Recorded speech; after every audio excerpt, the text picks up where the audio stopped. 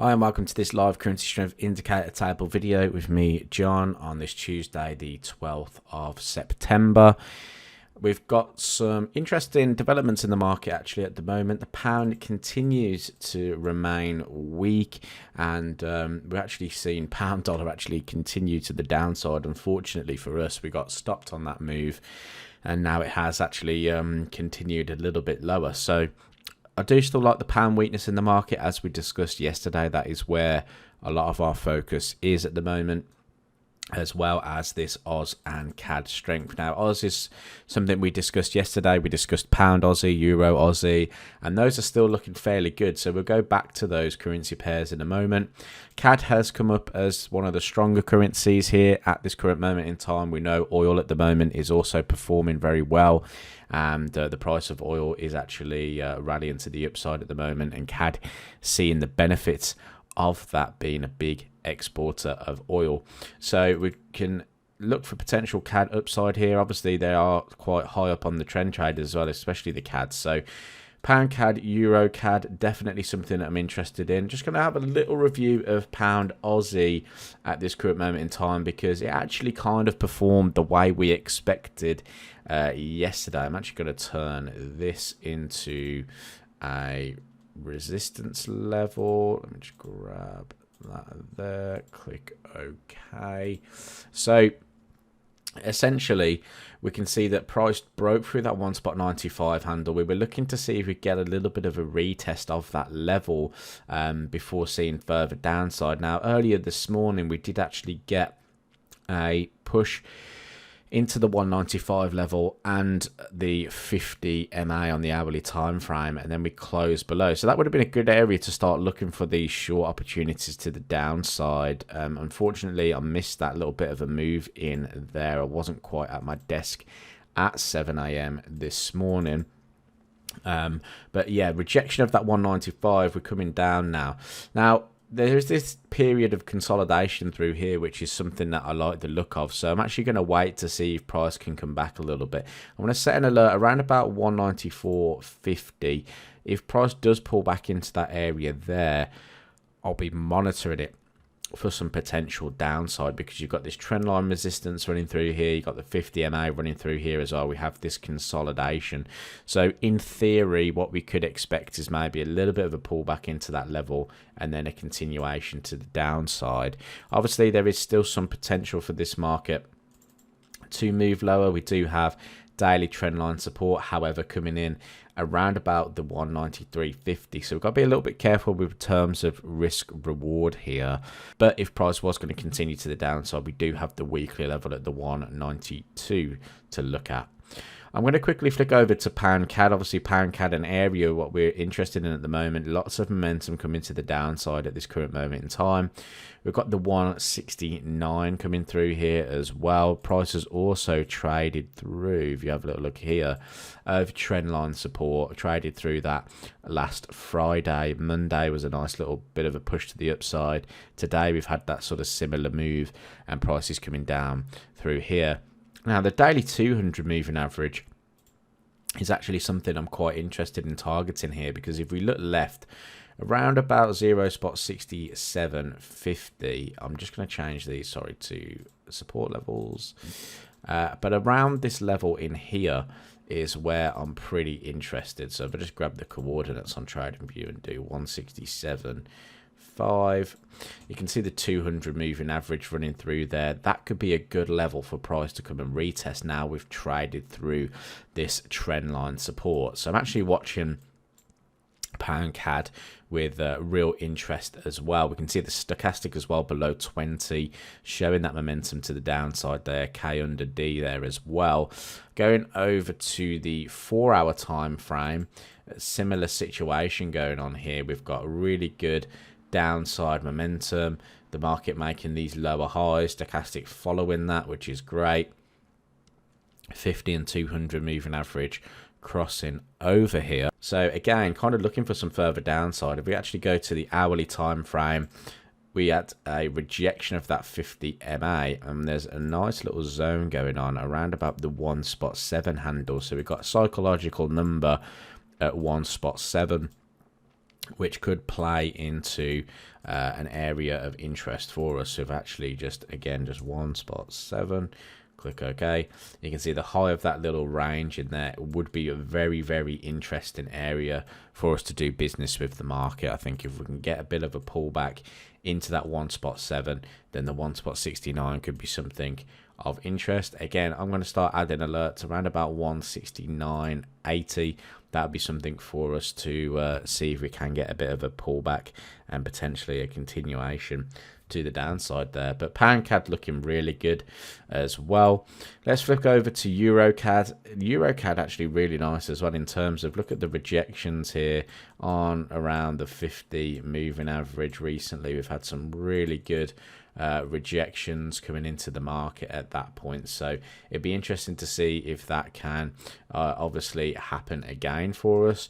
EuroCAD a little bit different in terms of structure play at the moment, because I actually like if we actually go to the weekly chart, there is still some potential for this market to continue lower. You've got the 1.45 handle, which were the lows that formed back in July. That could be a nice little target to look for. Also, you've got these kind of previous structure lows in there as well, around about the 143.36. I'm going to round that down to 143.25. Just to give it that sort of quarter number, and I'm just going to change these two support points. So yeah, that's something I like the look of a lot actually, is the potential for that weekly to extend into those lows. Looking at the daily chart, we are starting to see that downside pressure here as well. Stochastic again, K under D. We've got the below 20, so there could be still some further momentum here. 4 hours just about starting to do the same as well, so we're getting almost like confluence between the two time frames. Again, nice trend line structure support running down through here as well. Almost in a way a little bit of a channel if we have a little look at it like that, potentially building through here, or arguably if I was to actually just clone that to the downside and then just pop that on that low, that's what we've got there. So yeah, still some potential to come here. I like the kind of 146 level.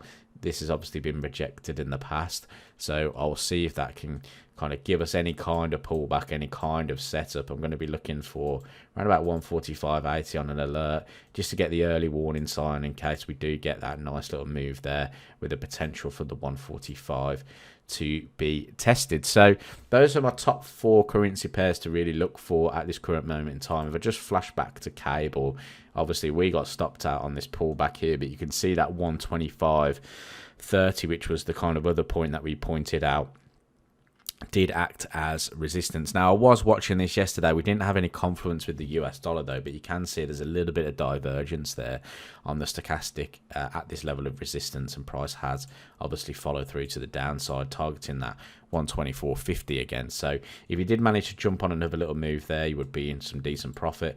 I'm still expecting 124 to be tested for cable, so I do still like that pound downside. Out of all of them, looking at sort of euro pairs at the moment, euro CAD's the one I really like. Out of everything though, pound is where that sort of downside momentum's coming in at the moment, and pound Oz, pound CAD is where we should be focusing our attention.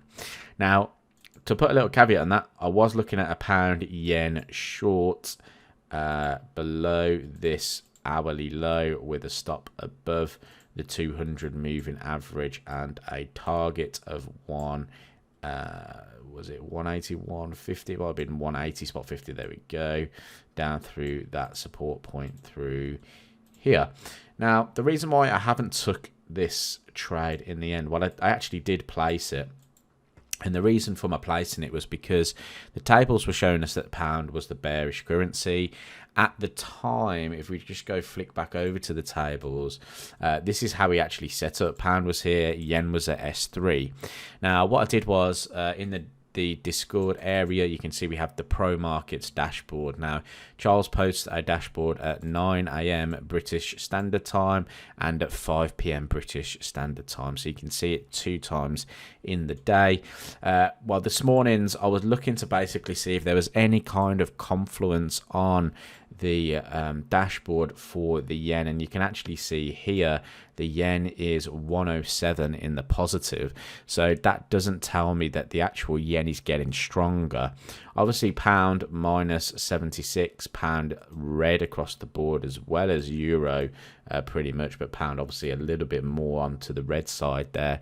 So definitely we have momentum to the downside for pound, but we don't have it necessarily against the Japanese yen. In fact, we have the yen being a little bit of a weaker currency. So when we're looking at sort of momentum and we're looking at the dashboard and we're looking at the tables, then to add the, for our primary sort of area to look for those kind of targets, or look for those target pairs we should be focusing on.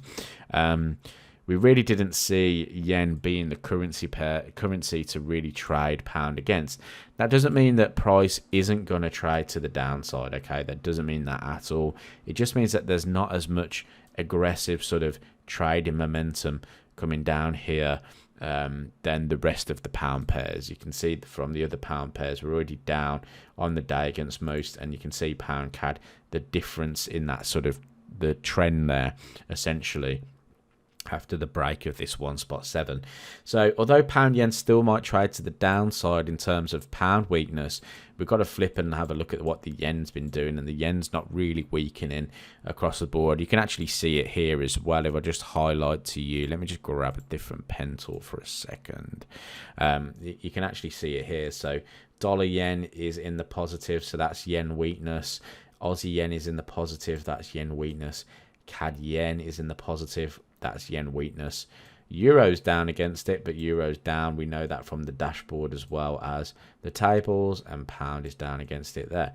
So really speaking, the yen isn't dominating that market, and that's why I'm not in particularly looking for that short now. I've actually cancelled this order, and I'm going to wait. Although technically it looks super good, it just might not have the momentum to pull through, and it only is going to take some kind of data today, or I know there's not a lot of data on the slate today, but if there was some kind of risk on news, then yen could weaken significantly and it could go through the roof. So that's the only difference there, I would say. Obviously, like I said, pound against other things essentially is what we want to be looking for. We want to look at it against currencies that are getting weaker or stronger, sorry, and that's CAD and that is Aussie. So those are the two to focus on, or the four pairs to really focus on going into today's session. Thanks for watching the video. Hope you enjoyed it, and I'll catch you soon.